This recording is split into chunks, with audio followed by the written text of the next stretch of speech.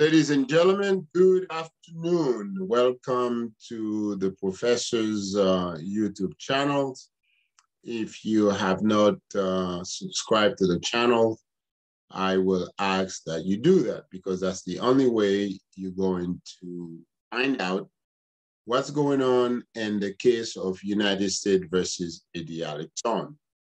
Today, I want to talk to you about some of the research that I have done. Now, first of all, I want you to know that the government has a case against Eddy Alexandre. They have been able to file their case and publicize it. And of course, you and I, through my YouTube channels, you know what's going on in the case.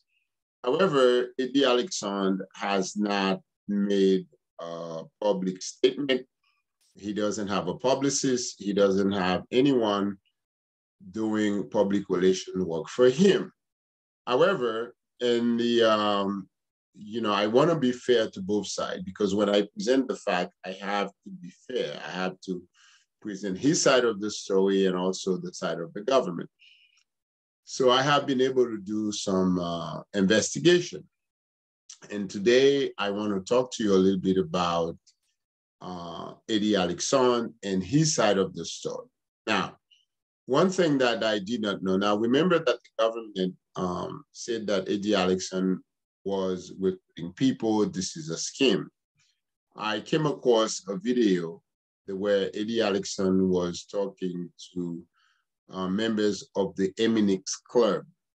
And he made it very clear to them that this was not, the goal of Eminifx was not to recruit investors.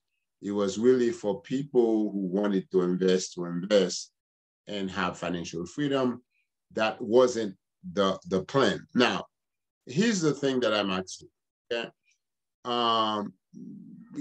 Having heard what the government said, and also having talked to some people close to Eddy Alexandre, I have not talked to Eddy Alexandre.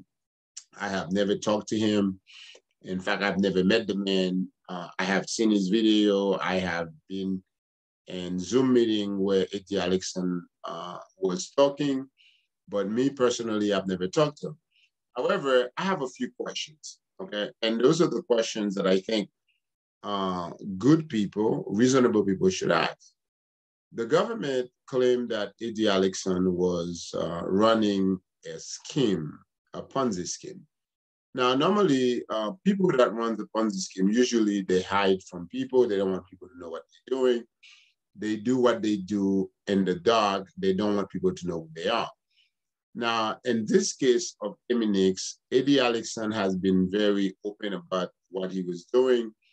He held a Zoom meeting every week. He talked to his investors, to the club, about their investment, about what they were doing. So the question is, if Eddy Alexandre was actually running a scheme, why would he be so open about it? Why would he talk about it openly? Why would he talk to people about what's going on? And that's question number one. Question number two, if this guy was a fraudster and based on the government's count, he had raised close to $60 million. Now, I know a lot of people who've committed fraud, and the minute that they raised $10 million, they took that money and run. So why didn't Eddy Alexandre take the money and run? Why did he wait to raise that much money? He could have taken all that money and leave town and move to Africa or some other places and live happily ever after. But he didn't do that.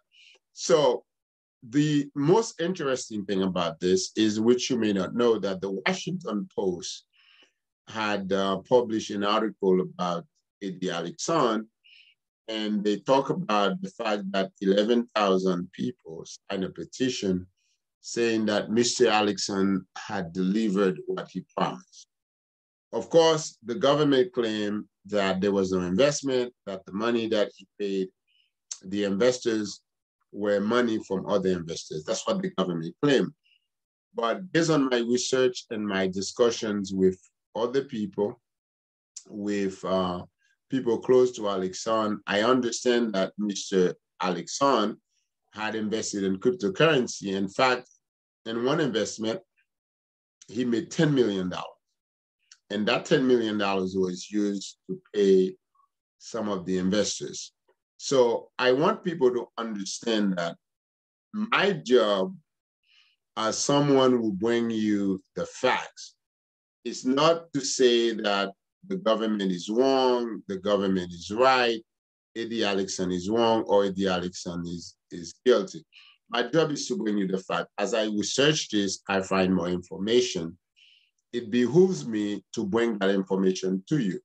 So I have been talking to people close to Eddy Alexandre.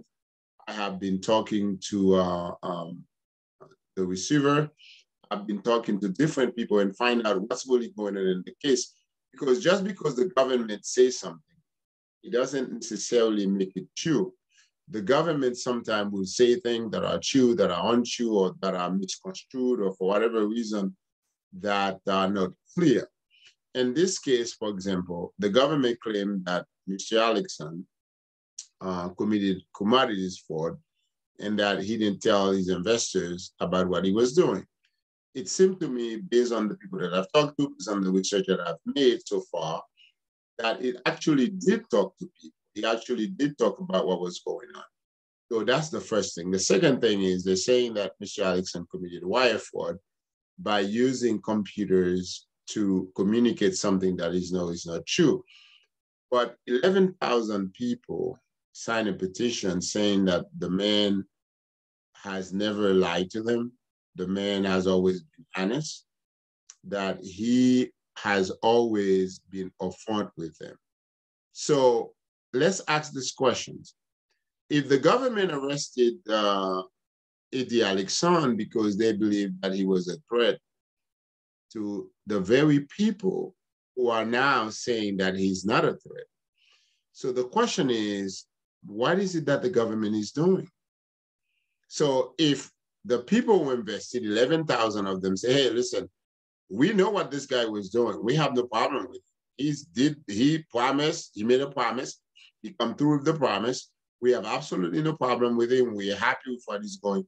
The question is, why is the government intervening? Why is the government arresting this man and claiming that he's a fraud when the people who are supposed to be the victim of the fraud said he's not a fraud?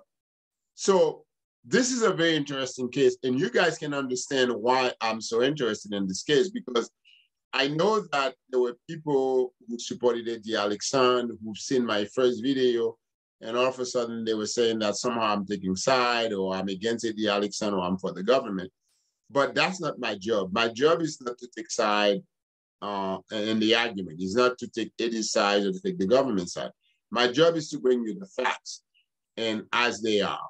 And so far, I made a video yesterday. I talk about the status of the case, where the case is, and what is going on in the case. But since I've made my last video, I have contacted some people that I know who are very close to Eddy Alexandre. I've contacted some friends, and I've talked a little bit about what's really going on in the case, because I have seen the petition that 11,000 people signed on behalf of Eddy Alexandre. And I can tell you, ladies and gentlemen, I've been around for a very long time, and I have seen a lot of criminal cases, and I have never seen a criminal case where someone is arrested and 11,000 people sign a petition saying that the person hasn't done anything wrong. Now, this isn't to say that what the government said is entirely incorrect, or what the government says is entirely wrong. I think what I'm saying to you is that if Eddy Alexandre has gotten that many people to support him, whether you believe that the man was doing something wrong or whether he's doing something different, the important thing is that the very people that the government is trying to protect against Eddy Alexandre are saying that he has not hurt them. What does that mean? It means that the investors, and all of 11,000 people, as reported by the Washington Post, are investors, and they have been interviewed, and a lot of them have said that Eddy Alexandre has been trying to help the Haitian community. He has been trying to provide what we call financial freedom, that he hasn't done anything wrong. Now, the question is, perhaps as some people might say, Eddy Alexandre is a member of the church. And of course, the members of the church want to support one of their own, and I don't blame them for that. But the question is, some of these 11,000 people who supported Eddy Alexandre are not members of any church. And I have spoken to people who are not religious at all, who said to me that they have invested money with Eddy Alexandre and they have received the promised profit every week without any problem. So here's the thing. Is Eddy Alexandre a savior of the Haitian community, or is he a fraudster, as the government say? Now, we have 11,000 people saying he's a savior, and we have the government saying he's a fraudster. The question is, what do you believe? Now, we can talk about what the government is saying in terms of the loss, the $6 million loss, which I talked about before. We can talk about the fact that they were recruiting other investors, but I have discovered information where Eddy Alexandre was in a video, made it very clear to the members of Eminifx that they are not to recruit people, because the goal of Eminifx was not to recruit people. It was really to provide a platform for people to be able to invest and make money and get their financial freedom. So you can imagine why I find this case so interesting, because there's this guy who's never been in trouble before, who, for all I know, had lived an exemplary life until the time he was arrested on May 12th. And he's got an entire group of people, a whole bunch of people supporting him, saying that he's basically a good guy, that he has done nothing wrong, that they have invested money with him, knowing exactly what the investment was.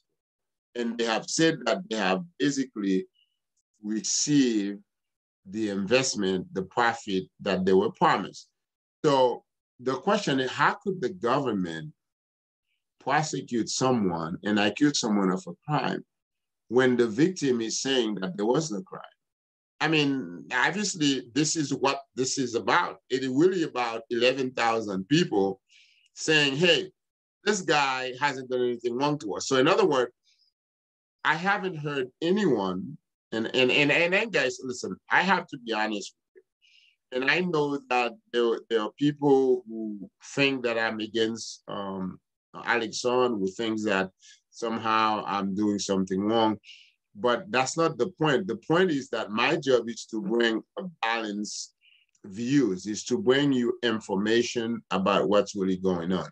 And I want you to think about this. And I know some of you who supported what I'm doing have made statements about the fact that you may think this is a Ponzi scheme. And I'm not saying that this is not a Ponzi scheme. I'm not saying it's a Ponzi scheme.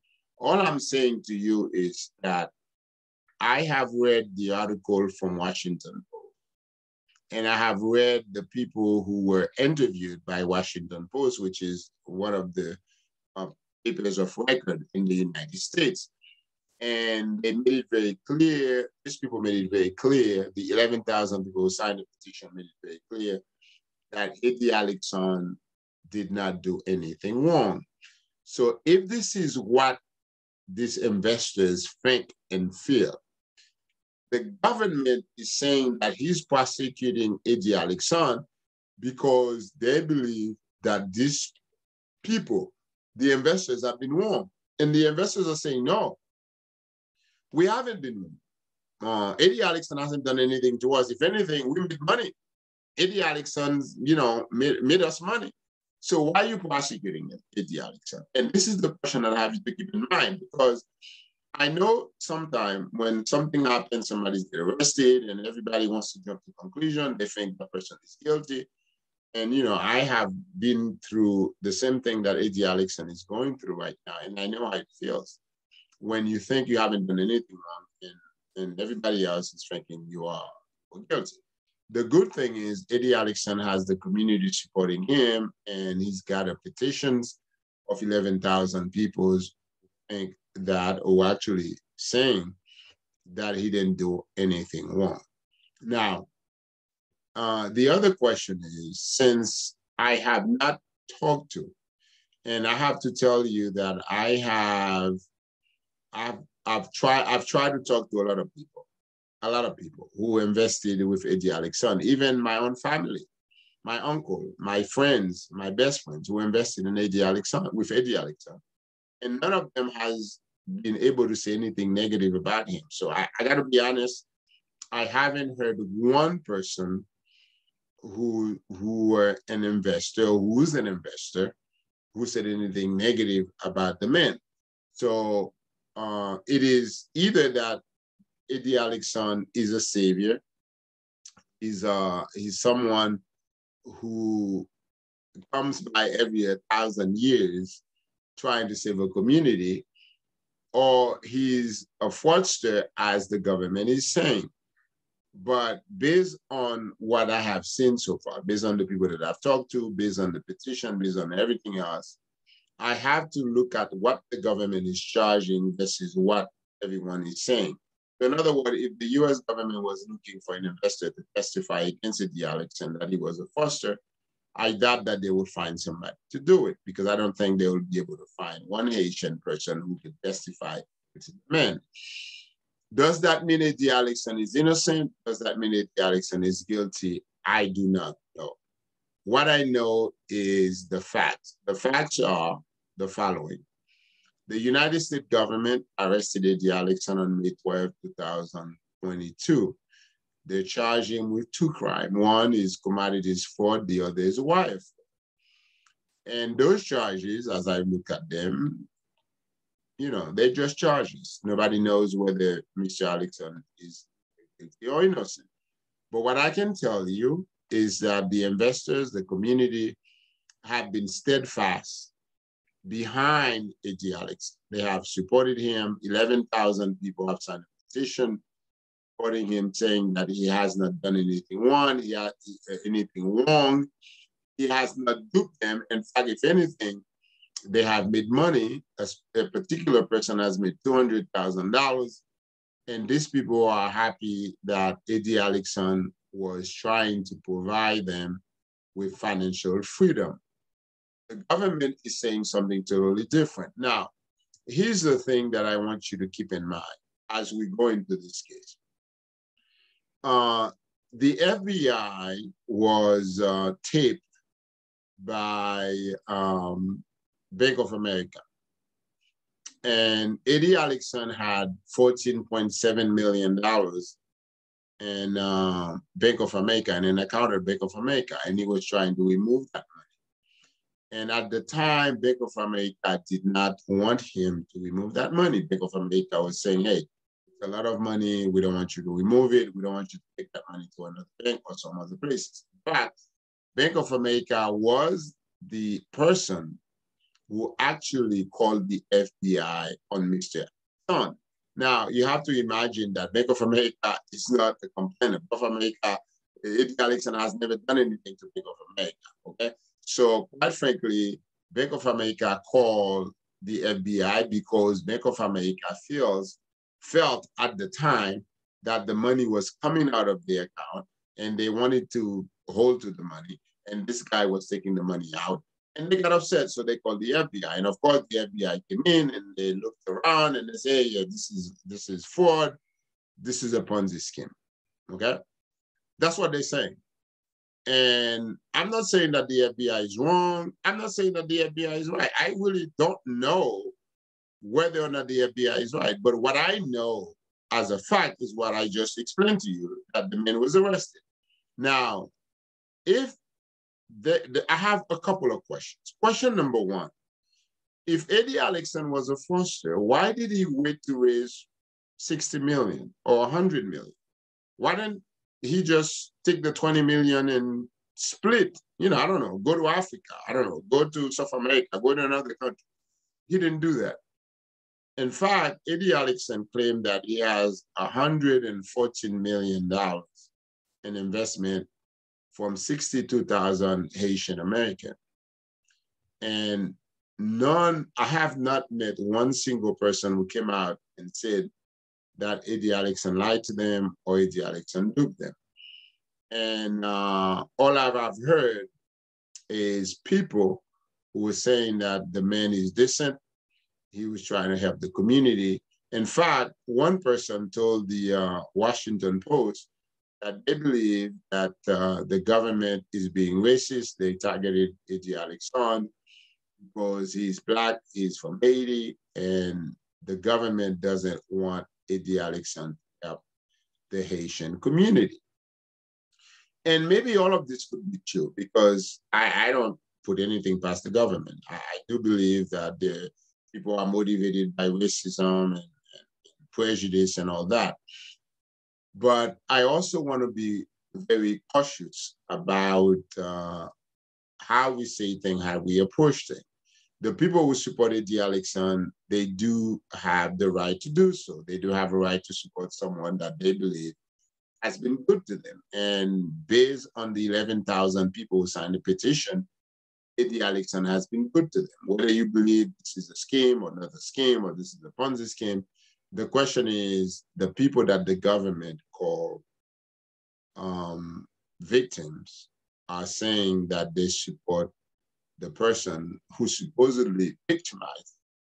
So the question is what to do with this case of Eddy Alexandre? What are we to do about it? And my position is that my job is to bring you the facts. And the facts are just what I told you. So the case is still in the Southern District Court of New York. Eddy Alexandre will appear before a judge, or would have appeared before a judge on the 13th of June to plea on the new indictment. And of course, based on what I have seen, based on the support that Eddy Alexandre have received so far from the community, from his investors, I doubt very highly that Mr. Alexandre would actually plead to anything. I think he would take a chance with the jury, and I think that he may be able to call some of these 11,000 people to testify for him about what he was trying to do. But having been a prosecutor myself, a defense attorney, a civil rights attorney, I know exactly how the court works because the charges they are the government alleged or launched against Eddy Alexandre, I'm sorry, are two charges that I believe that Eddy Alexandre can defend himself against it if he could prove that he never lied to the investors. And I would tell you, based on the petition that 11,000 people signed, I don't think Eddy Alexandre would have any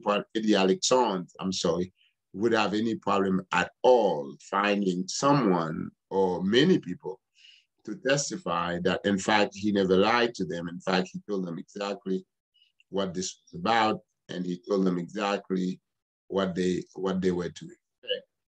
And I think that the government ought to think twice a little bit about how they proceed with this case, because quite frankly, the only complainant here, based on what I know, is Bank of America. And Eddy Alexandre hasn't done shit to Bank of America. He hasn't done anything at all to Bank of America. Basically, Bank of America was upset because they were losing money. They don't want Eddy Alexandre to take the money to another bank.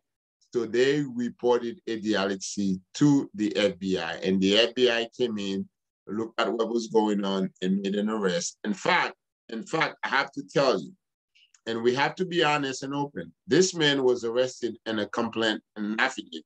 It wasn't even an indictment. So basically, there was really no investigation at all. The government did not conduct any deep investigation. The government simply looked at the surface and say, oh, all right, let's pick them up, oh, let's arrest them. You know how they do. You know, if you're a black guy, you're guilty until proven innocent. I mean, that's just the way it is in the United States. And as a person, as a lawyer, from a prosecutor, as a person who's gone through it, and I got to tell you that if you're a black person, you're guilty until proven innocent.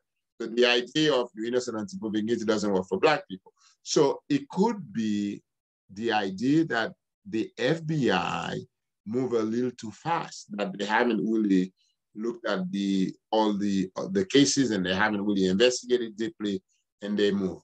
And so I want you guys, as you're watching my videos, I want you to be careful about making a conclusion, because I have never said that Eddy Alexandre is guilty of anything. In fact, what I have said is what the government is saying. Eddy Alexandre has not made any statement.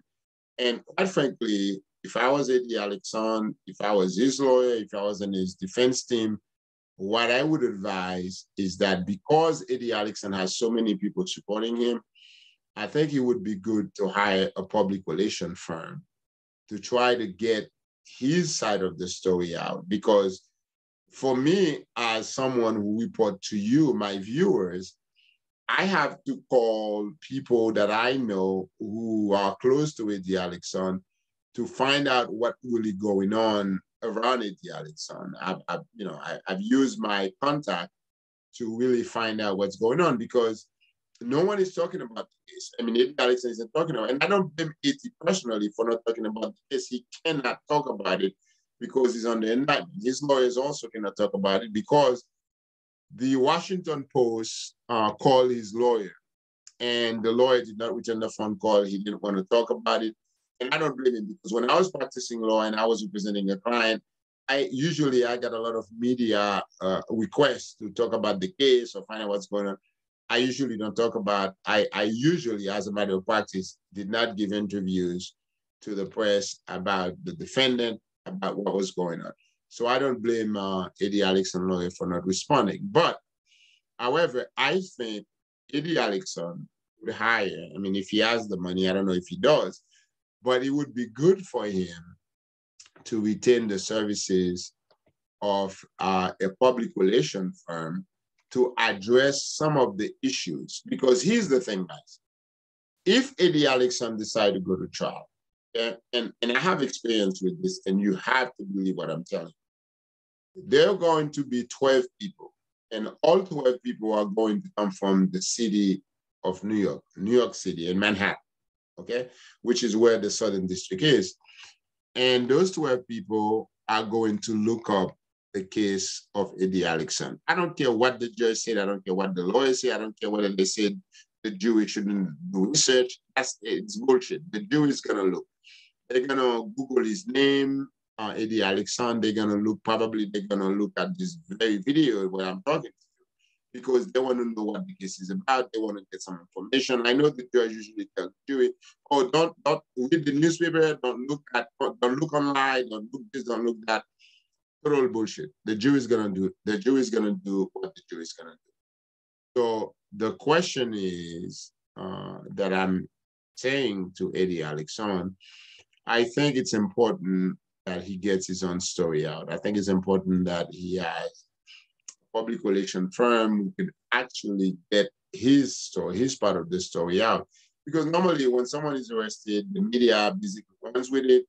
They listen, they hear what the government said, and they believe it. And there have been cases where someone is arrested and the reputation is totally destroyed, only to find out that the person is innocent. And then there's no way to repay that person. Because once your name is out there as having been arrested, as having been part of the criminal justice system, your reputation is ruined. There's no way to repair that. Even if they were to pay you money, the money would not necessarily repair your reputation.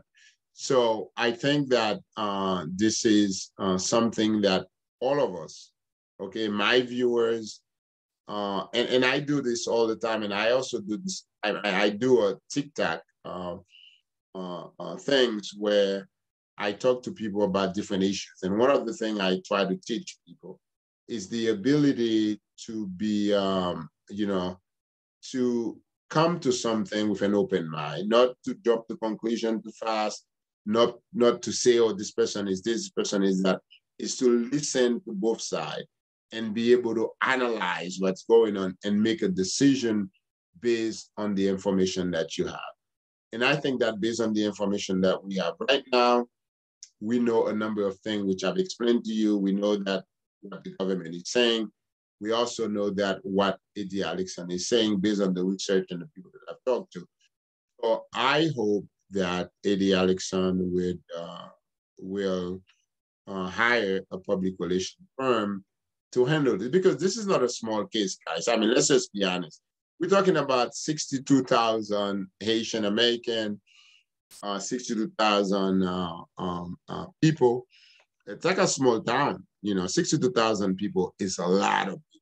Okay? It's just like a small town. And we're talking about between 59, 60 million to 114 million.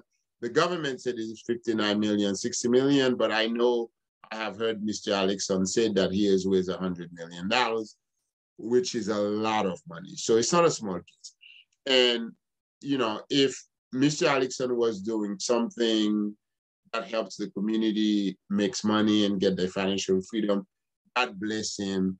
And I would pray that everything is okay. But if he intentionally duped the community, knowing exactly that he was doing a Ponzi scheme, then of course he would have what it comes to him.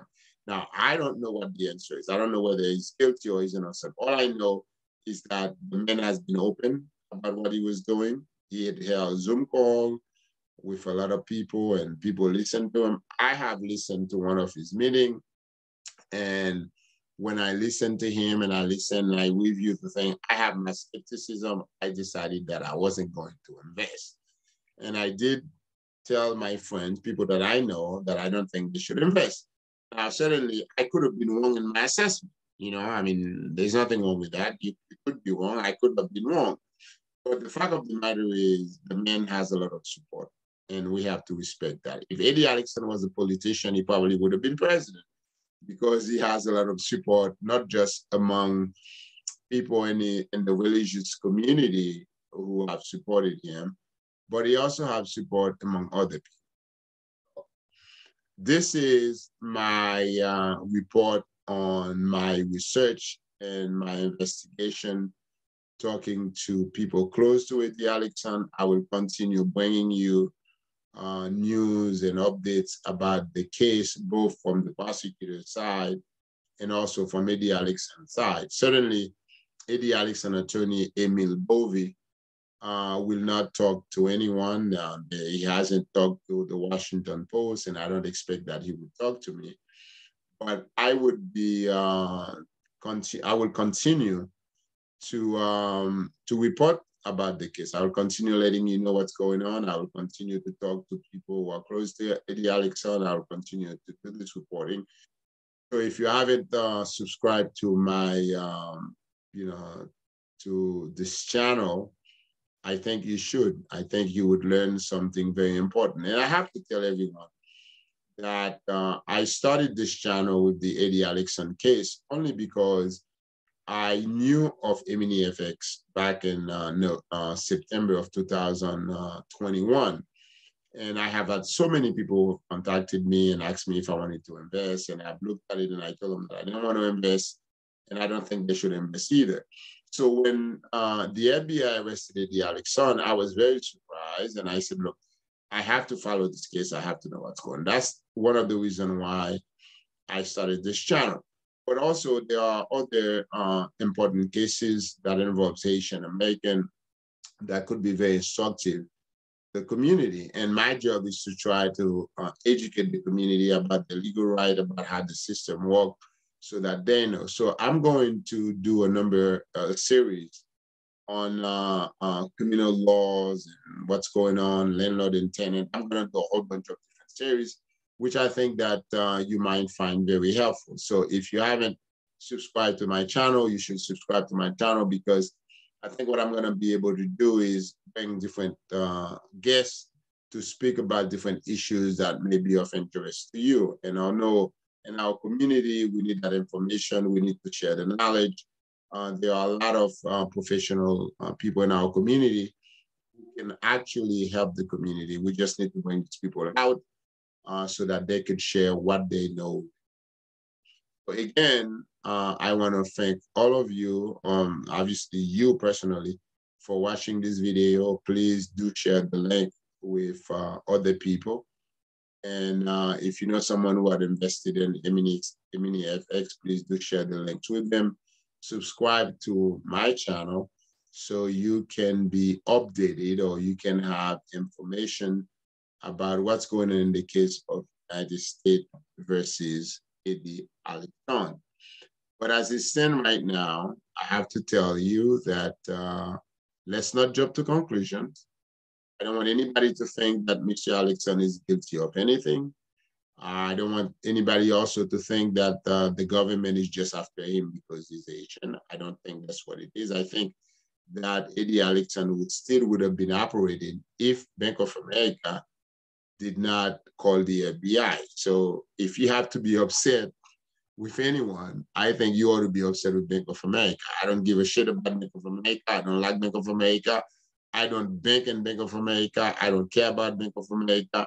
So just letting you know the facts. The fact is that's what happened. Bank of America called the FBI and the FBI moved to arrest without an indictment. So let's hope that this case eventually end up positively, that Mr. Alexandre is cleared of all the charges.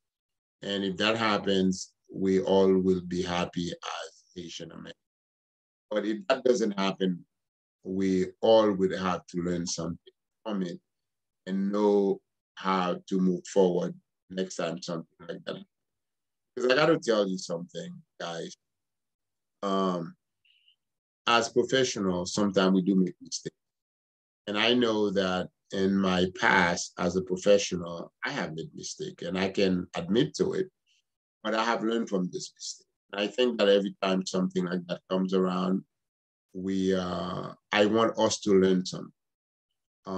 Perhaps, you know, Eddy Alexandre really wanted to help our community, you know, and whether or not he has gone the wrong way about setting up his company and helping people, I don't know. The only thing that I know is that this is where we are. This is what we're dealing with. And we're going to continue watch what's going on and hope for the best. And whichever way this case ends, we're going to end up learning. Because remember that anytime something happens in life, provides you with opportunity to learn something new, to learn of what not to do, what to do, who to watch out for, what to do, what not. So, I thank you so much for watching this video, and please subscribe to my channel and come back for more. I will continue to update you on the case of United States of America versus Eddy Alexandre.